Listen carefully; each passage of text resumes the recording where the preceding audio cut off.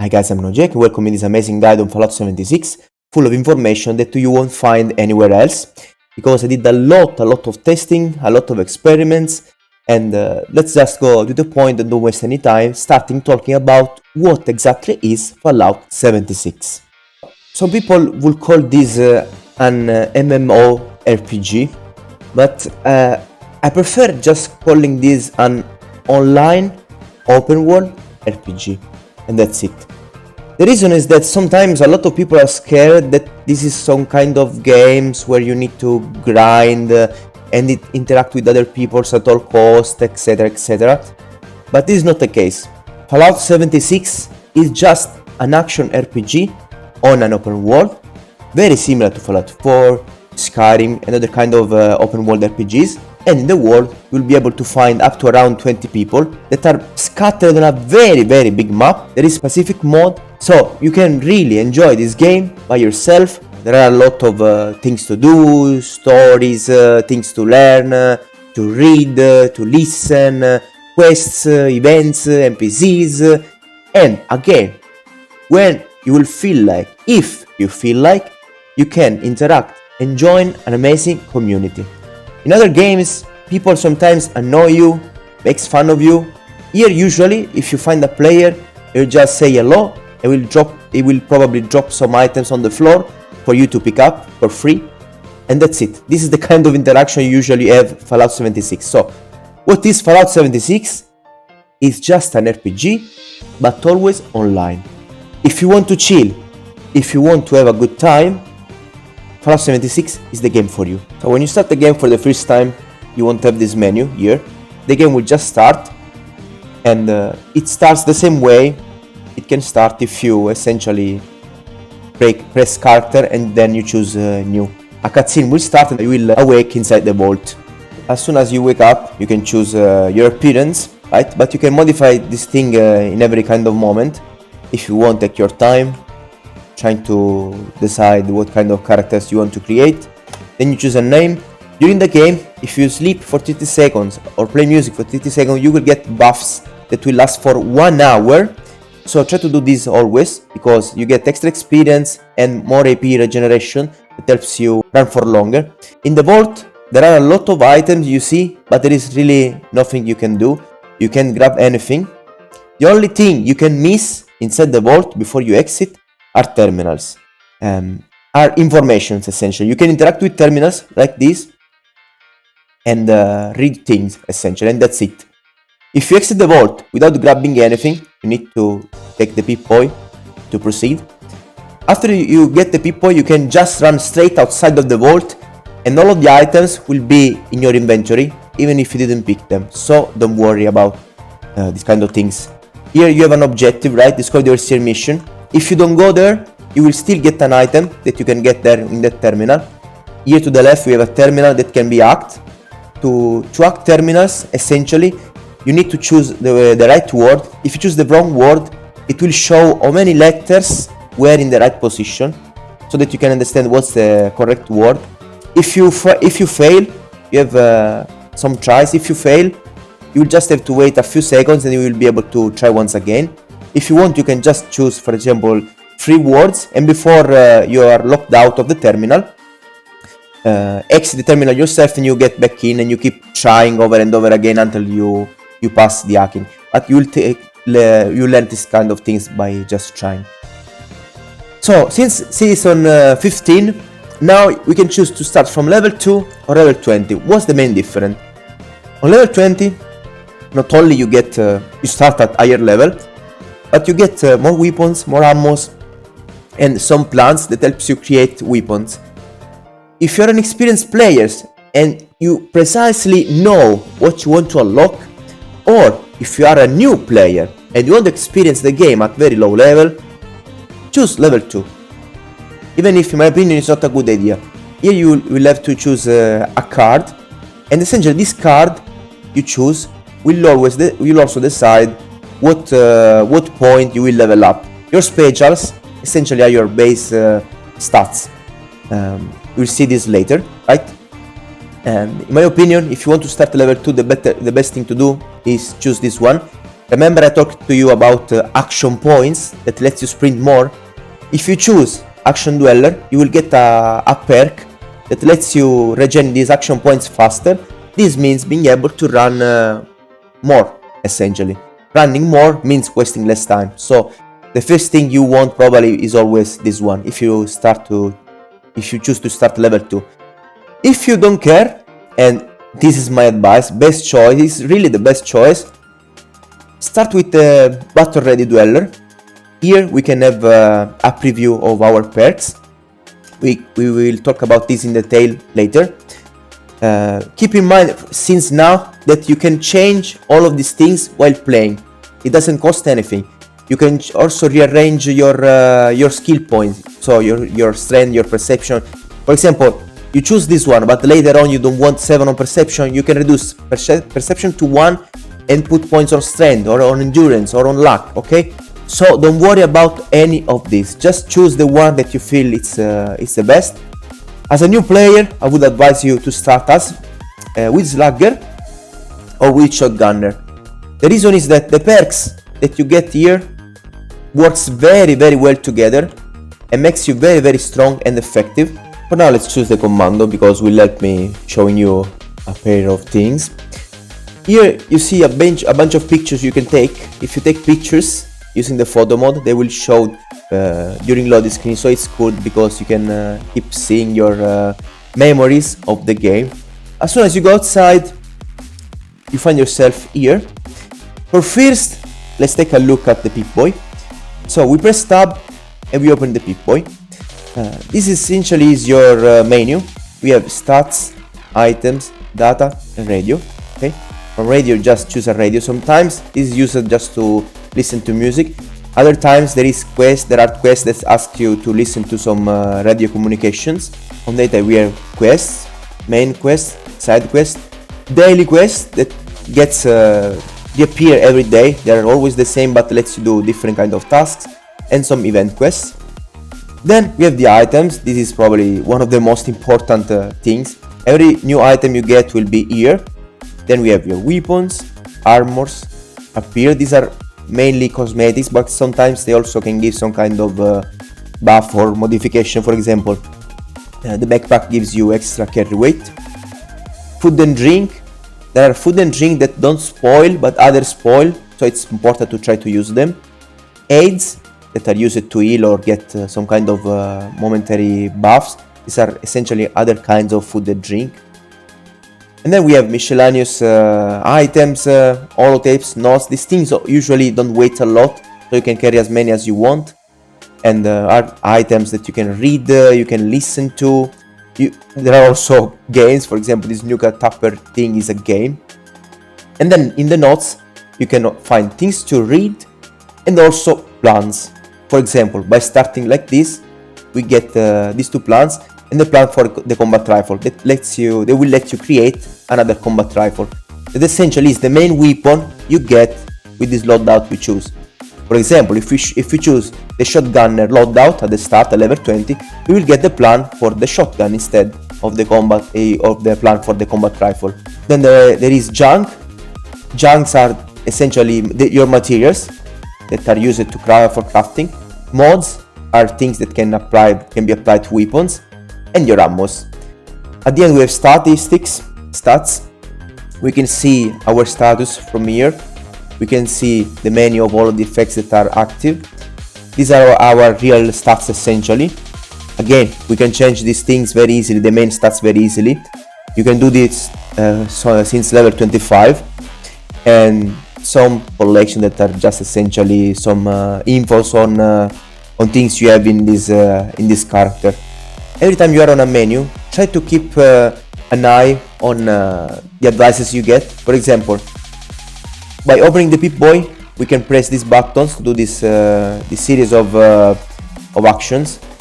As you can see, this also changed. For example, if you are on status, we can use steam packs that heals or radaway that removes radiations. While when you are on other things, on other menus of the Pip-Boy, other options will appear.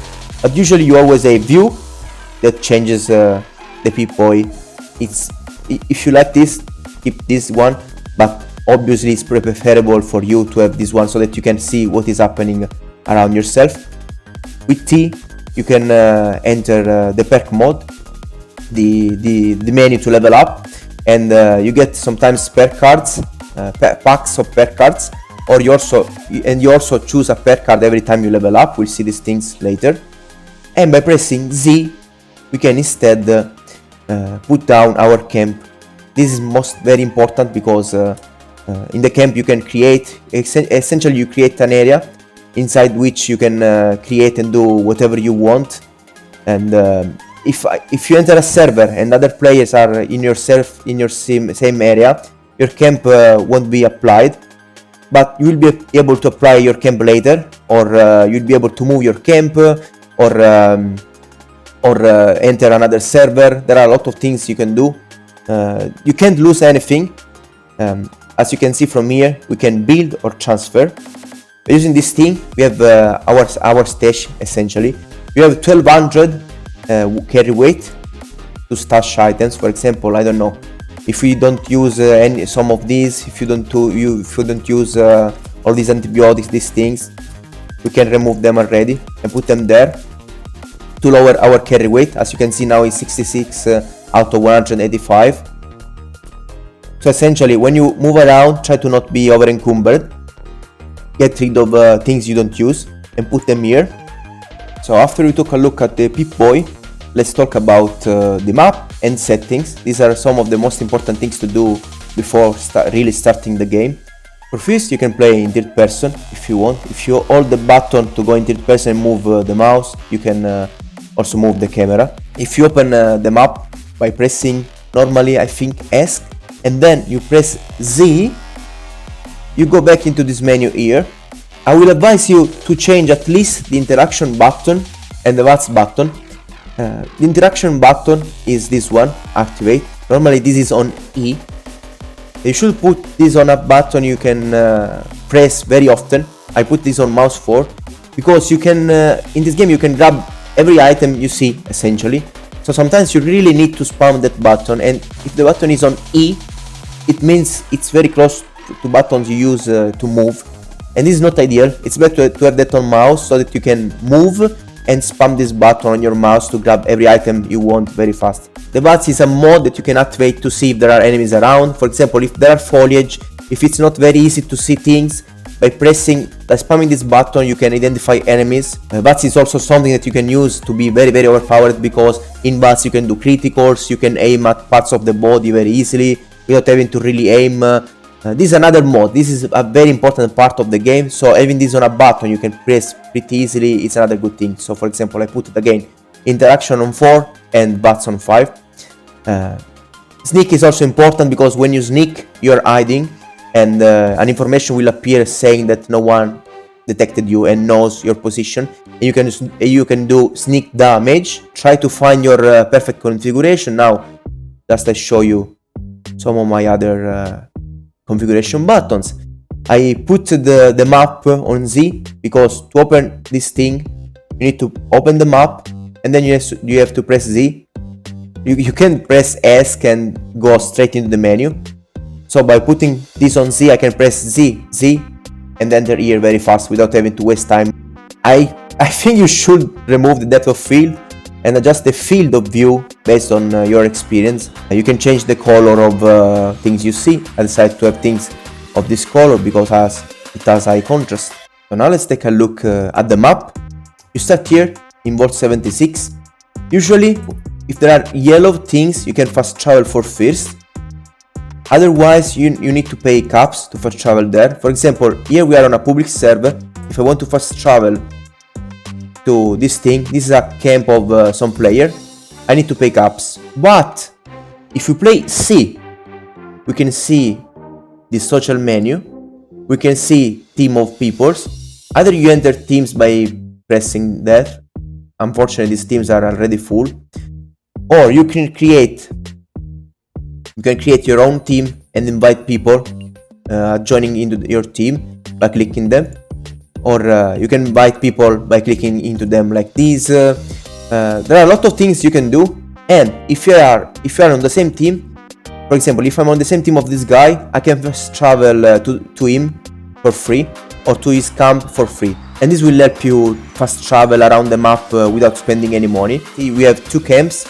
So for example, if I place a camp here, and then I run all the way here, and I place another camp here, I can fast travel between these camps for free. And then from the camp I can fast travel to other places by paying less caps, because the other places will be closer to my camp. When you choose another one, that other camp will just be deactivated. As you can see now, it's gray. If we go there, the camp is not there anymore. But if I activate the camp will reappear, and all of the items will reappear there. You can join events in the same way. These daily ops, as you can see, there is a recommended level. I don't advise you to do this. I never did any of this. And I'm about above level 60 right now. So maybe you can, if you want, try to do these things. If you don't feel like, just do these things later on where you are higher level. Up here, or pressing in my case R, we have expeditions. You unlock expedition by doing a quest in this place. You need to reach this building here and do some quests for the responders. After you do that, you unlock the expeditions. Expeditions and daily ops will let you reach new places where you do a bunch of things to get experience, items, and etc. But again, this is probably something you can do later. And apart from these menus, we also have the scoreboard. You see this thing here, right?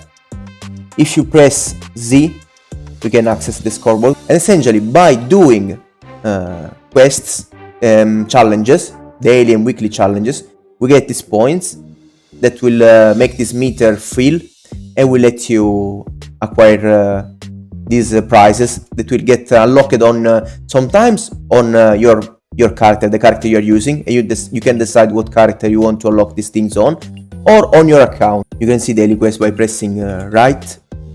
So there are these daily quests and weekly quests, the challenges. Sorry, I keep saying quests, they are challenges. After less than 20 days, I almost completed the scoreboard. So it's very easy to complete this, don't worry. At the start of the game, if you are a new player, don't worry too much about daily challenges. Maybe check them. If there are some that are easy, try to do that. You get rerolls, free rerolls. Maybe try to use them if you want every day. Then there are other kinds of challenges that will give you atoms, as you can see. They are the currency of the shop. And again, I never opened any of these menus. I just got all of these things by just playing. You also get some new pair cards. You can access again the photo mode like this. There is the atomic shop. There are always patches. There are always things that keep changing over and over again. There is nothing you can miss in this game except for cosmetic things. If you start the game and you really want, maybe try to get some of these bundles that give you a bunch of cosmetic items to start with. If you really want, I think I never spent any atoms yet, and you get a lot of them. And with the Fallout 5th subscription, you get 1650 atoms every month, and you also get a bunch of other things. You get tents that you can place down similarly to a camp. But to place the camp over and over again, you pay some caps. Instead, you can place the tent wherever you want. It's very easy and helps you get rid of items you have in excess and a lot of other things. That gives you some quality of life things. After we talked so much about settings, map, and things like that, let's talk about what to do in this game. Essentially, as soon as you start, you have 2 choices. Choice 1, just play and enjoy the game. Choice 2, try to get to level 50 as fast as possible. Items you get in the game scale with your level. If you get legendary weapons from a legendary enemy that will have a star on his head, you will get extra buffs on that kind of weapon or armor, but then the thing will be level 30, for example, or level 20. And if it's very very good, you can't upgrade weapon to higher level. You join players in high level spots, or you join events. For example, as you can see here, there is a guy level 400 that is playing an event.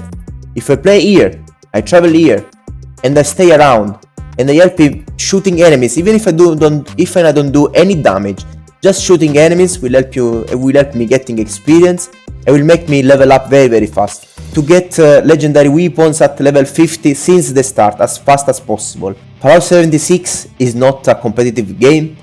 In my opinion, the best way to enjoy the game, except if you are an experienced player, of course, is to just enjoy the game as soon as you start by following quests. Just talk to NPCs and follow the main quests, and that's it, and have fun. Play solo, play with a small group, play on the public server, and if you want, go around joining people and see what they do. Do whatever you want. Don't rush the grind. It's not worth wasting 5-10 hours to grind just to get up to level 50 as soon as you exit the vault. Is not something, in my opinion, that will make the game far better. What makes the game better is to exit the vault 76, check your settings, trying to understand how the game works, and start playing. This is an NPC. Sometimes you can damage NPCs, as you can see, because maybe they are important for quests. Other times there are quest NPCs that can be damaged because they are programmed to be damaged. The game works pretty cool, in my opinion. The shooting, the feeling of going around, moving, jumping, fighting, hiding, all of these kind of things, in my opinion, are kind of fun. These are ghouls. I show you the spab. So we can fight either fighting, shooting, and that's it, right? Or we can use the spab. This is the spab. Again, every time there is a menu, as you can see, things changes. By pressing Z and C, I can change target, and by using the wheel, I can change the part of body I want to aim. Being able to choose the point you want to aim is a perk. It's a perk you need to unlock, and this is why I choose the commando to show you this very easily. So, for example, here in spab mode, we have a percentage of hitting. Even if we are not watching at the enemy, doesn't matter, we can still hit him. So for example, now I don't have APs, see, in the bottom left right corner, and to use power you need AP. The enemies also have resistances. If they drop down, as you can see now, the enemy is not able to work anymore because I damaged these legs. So this is the combat system. You can fight normally and ignore all of these kind of things, or you can use PAV to help yourself do more damage. Enemies will drop items, of course. We can press F to access the nearby corpus. So you don't need to see all of the enemies. You can just go on one, press F, then press R to take all or choose what you want to take, and you loot everything very fast. In some places of the world you'll find this kind of things. Usually you find a lot of items inside this kind of things that are left here from other players. Look how many things I'm grabbing. So if you play on a public server on donation boxes, you can get a lot of stuffs, and you find these things here in Vault 76 and on other important locations. There are some stations too. For example, I think around here from the map, the squares are main quests.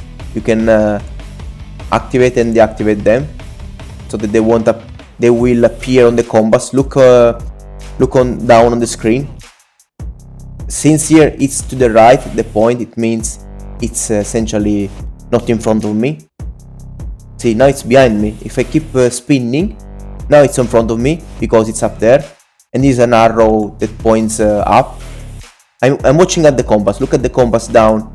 This line, see, the line shows you where things are. If on the map I remove this by pressing here once again, now it won't highlight anymore. And now I have only the other one, that it's a secondary quest, a side quest. In this case, it's a daily quest that you can repeat every time. As soon as you start the game, if you want to explore around here, grab some items, I advise you to try to follow the main quests, and meanwhile, along the way, do secondary quests too. So the first main quest you will do, probably, by talking to these guys, will make you go around this location. you'll be able to do a quest for this bartender that is called Duchess, and another quest for the overseer that is called the First Contact, that will let you go down here and do other kind of activities that will act as a kind of tutorial. Essentially, we'll start a chain of main quests that are the original main quest line. It's the original main quest line. You follow this main quest and you will do a lot of activities. They will make you run across the entire world, essentially.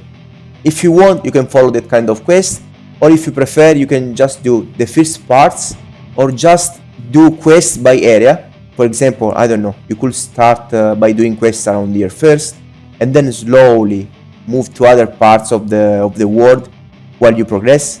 There are a lot of ways. Again, there is no limit to how you can experience this game. This map is all yours. You can do whatever you want. You can also ignore quests completely and just go around exploring as you please, just driven by curiosity. My only advice is to try to grab as many items as possible every time you go around.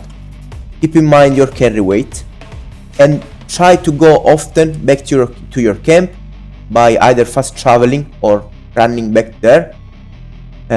If your camp is very far away, place down your camp by opening your Pip-Boy and pressing Z, but you will have to pay caps.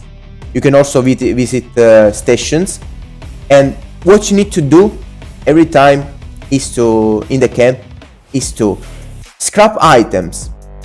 For example, I don't know, I don't want to use this weapon, right? In the camp you can access workbenches and you can scrap items. You can also press a button that scraps everything. So always scrap items. Items will give you materials, and then stash the materials inside your stash box that has a weight limit of, again, 1200. Get rid of the items you don't want so that you have less carry weight. Then sleep, play some music. You can create, for example, a piano since the start of the game, and beds. Also cook. By accessing daily quests, you can see when they will update. When this happens, also traders in the game will get back their caps. You can sell things to traders, but there is a limit to how many caps they can give to you. So try to sell items every day and try to get all of the caps they have. For example, by exploring, you can at the start of the game sell some weapons if you really want, or try to sell all of the food before it spoils. Now I don't have food that is spoiling, but for example, if you grab flowers, vegetables and other kind of things, meat, even if you cook them, then they will start spoiling. Try to sell them before they spoil. So there is really nothing, again, you are forced to do at the start of the game, but an advice is to try to sell items every day, trying to get as many caps as possible from traders before they can reset. Again, they reset when the daily quests will reset. This is my small camp in my main character. I just created a platform with a bunch of things that are useful on top of it. By interacting with this thing, we can enter the build mode, or by holding, in my case, the control button. Again, here we are on other menus. They look very strange and hard to navigate. By pressing Z and C, we move through these sections, and there are a lot of things you can find around here. Some of the most important one could be here on the stash boxes.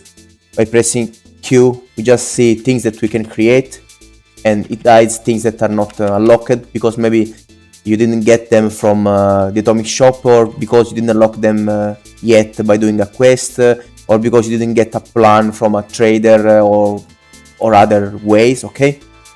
Or maybe because, again, you don't have the Fallout Feast, for example, that gives you this kind of other items that are pretty useful. And something to keep in mind are shelters. This is something that no one explains to you. There is a quest that unlocks shelters, and if you place these things down, essentially every of these shelter can makes you enter another kind of section. Are small underground bases where you can create other things. You can highlight items and move them. You can also have allies.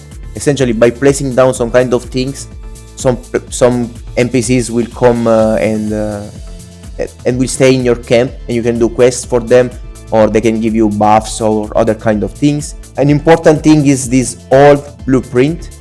It lets you select a lot of things all together, and then we press R, and I can very easily replace all of this together. If you have the structures to create this thing, right, they will be replaced automatically. If you don't, some of them will be created. Are not super intuitive, all of the buttons and things like that, but you will get used to this. This is the station I was talking about. Inside station you will find this thing that lets you change your loadout. You can unlock this thing since level 25. For example, you can have a loadout with a lot of charisma that will make the prizes better. You can also press Z, C, and create a team that has the roleplay buff. Even if you are alone, you are still considered to be inside a team, so you get extra charisma. Instead, for example, if you explore, put this on intelligence and go around. So you can get as much charisma as possible, so that the prizes will be better when you sell things, okay? Or if you want to buy things, for example, if you want to buy a good plan. Normally, when you want to level up, you press you open the menu, you press T, and then a pop will appear that will let you level up and choose a pair card. Based on what pair card you choose, you will get a point on that statistic, okay? So for example, if I choose a pair card on agility, I will get a point on agility up to 15. This is important because if you are already at level 15 and below level 50, you won't be able to choose a pair card on agility anymore. So what you need to do is to come here and level up from here. If you level up from here, for example, I have 15 in agility, right? But I still want a pair card on agility. I can open this thing, press edit special. Here I will have an extra point to put in. Since my agility is already 15, for example, I put a point on perception, right? I confirm. And now, since I got my my special point, but I didn't get my card yet, when you will open your level up system, now it won't ask you to get the card that will give you a point, okay? It will just ask you to get whatever card you want. These cards, at the start you don't have so many that you can choose, okay? At the start you have less of them, and when you level up, more will be available. So every time you can choose one. For example, at the start you don't even have heavy gunner, then you get heavy gunner, and then later on, for example, above level 40, you get the expert one and the master one. And not only there are, for example, 3 cards here that essentially do the same, and you can equip all the 3 of them, but you can also power them up. If I choose heavy gunner at this level, and at next level I choose another heavy gunner, and then I can combine them and make them have 15% extra damage.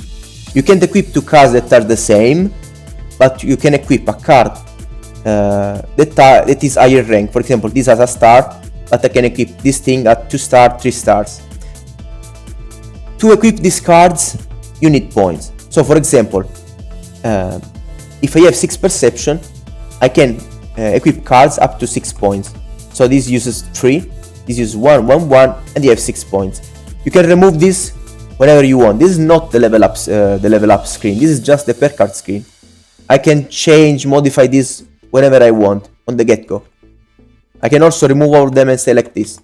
Look, I go around, I don't have the perception cards. See, they're not equipped. I go back here, I need the lockpick one to lockpick, I equip them. I don't need this thing because I'm not lockpicking, I remove them, and I equip other kind of cards. For example, cards that helps me get more resources when I get food. Okay, you can change this thing wherever you want. You really don't have any way to make anything wrong. You can level up indefinitely.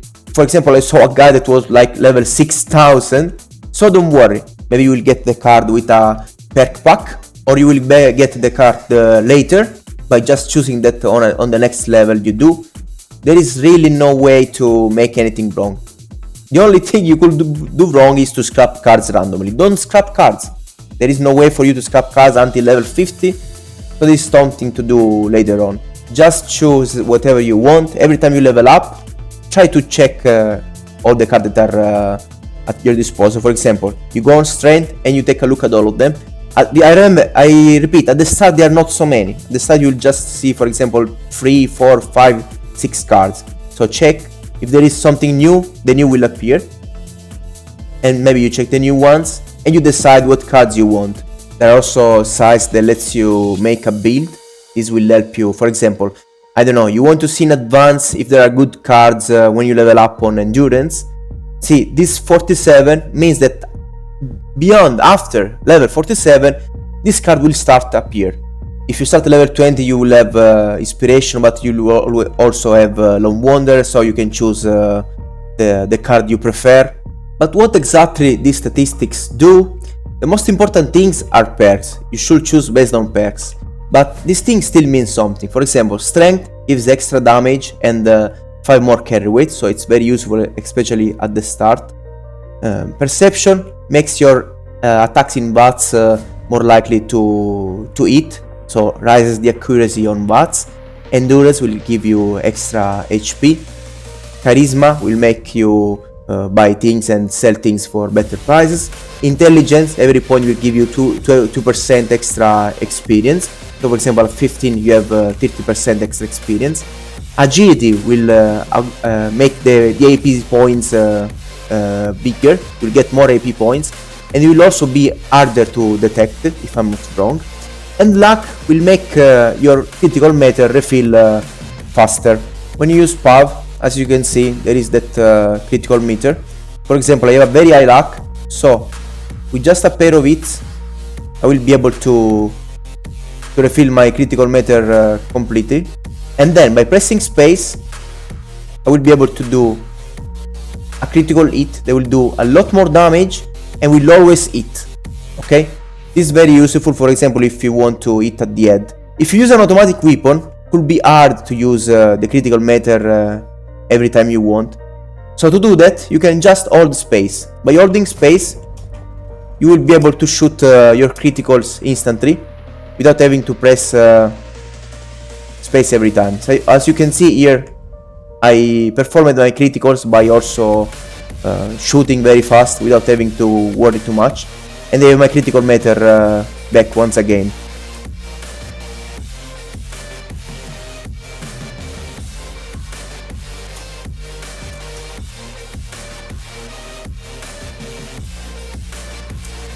Now let's talk about how to become overpowered. And since level 30 you can get a perk that will let you hold your mutations. Mutations are powerful power-ups that can also give you disadvantages. Since level 46 on luck, you will unlock another perk that will be able to remove parts of your negatives of the mutations. So you will only keep the positives essentially. To get mutations, you can for example, go where water is. Don't worry about dying. Don't be scared of dying. If you die, you only drop on the floor your junk, your materials. Okay, that's nothing important. You can very easily get them back. You can open your data, and on sides and miscellaneous, you'll have this quest that will appear to help you grab back your items. As you can see, we're back here. And now I got a mutation, Talons. Let's open the menu, let's go on stats, effects, and here we can see all the mutations I have. Okay, so Talons will give me extra bleeding damage, extra unarmed damage, but will lower my agility by 1.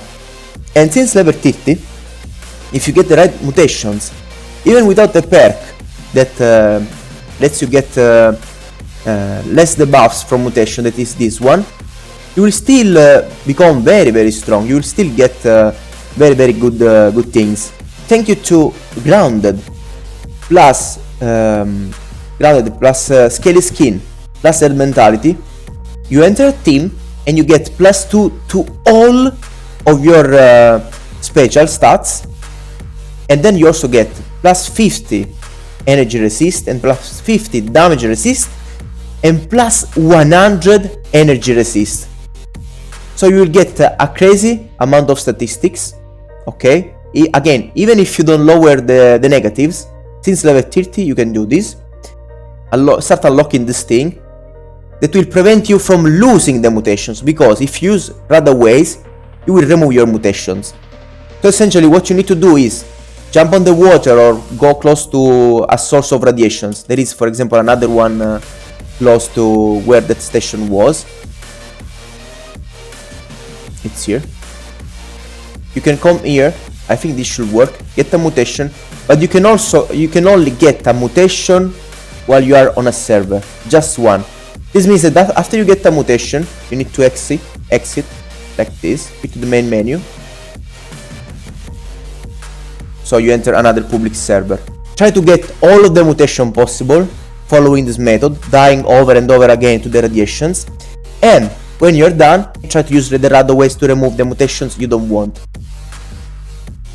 You have mutated and become herbivore. Now I got another mutation. At this point, again, I need to exit, otherwise I can get more mutations. This is how the system works. And when you're done, when you like the mutations you have, or if you're so lucky that you got all of the best mutations at the start, it's time to equip Starched Genes. And you will be able to chill, holding all your mutations together, without risking to lose them by using a radaway, for example. So there is just one more thing to talk about. What to do after level 50. What changes after level 50? Nothing changes, except for the fact that you don't get points anymore.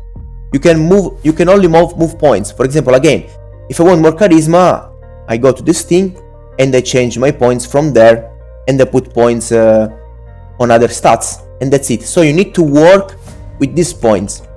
When you level up, you just choose a card, and that's it. You also get the first legendary perk slot. This is my first one.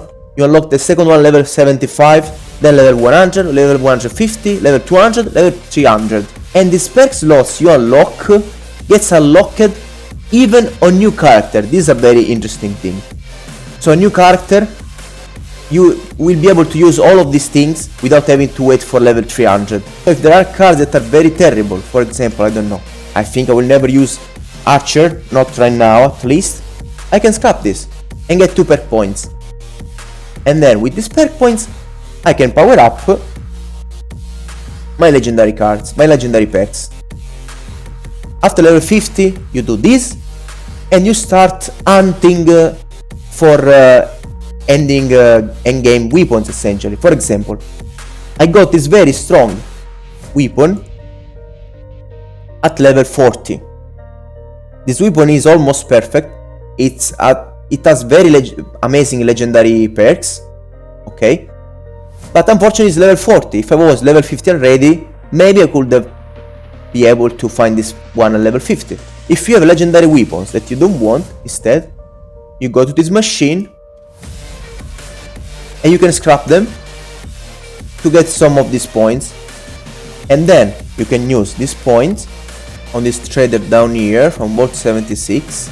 It will let you get random legendary weapons. Again, this is something you probably will do later on when you will have more experience, but essentially this is the end game. Starting to do expeditions, more daily ops, starting to do more events, and keep doing the main quest that is very, very big and infinite. Meanwhile, we are watching a nuke about to fall, and this is it for this guide. I hope you enjoyed this. I didn't expect to talk so much, but I hope I made a really good and rich guide that will try to explain you everything possible, so that you can start the game without worrying too much. Keep in mind that the game has glitches. Sometimes there are items that don't work. Sometimes a quest that doesn't update and you need to exit and re-enter. Sometimes there are like legendary items that you get but you can't grab because you don't have the plants. There are a lot of strange things that can happen. When you are in trouble, just do a research on Google. You will find a lot of people that help you. You can try to enter the public server and go close to someone and use the chat to talk and hope that someone will answer you. You can try to get infos about mods. There are mods about text chat. Maybe someone has that mod too and can use that. Usually aesthetic mods are allowed. Keep in mind, there is really nothing you can lose in this game. Fallout 76 is not a crazy competitive game. It's a very big game, as big as that nuke that will change the area around there for a while. I think this is super crazy.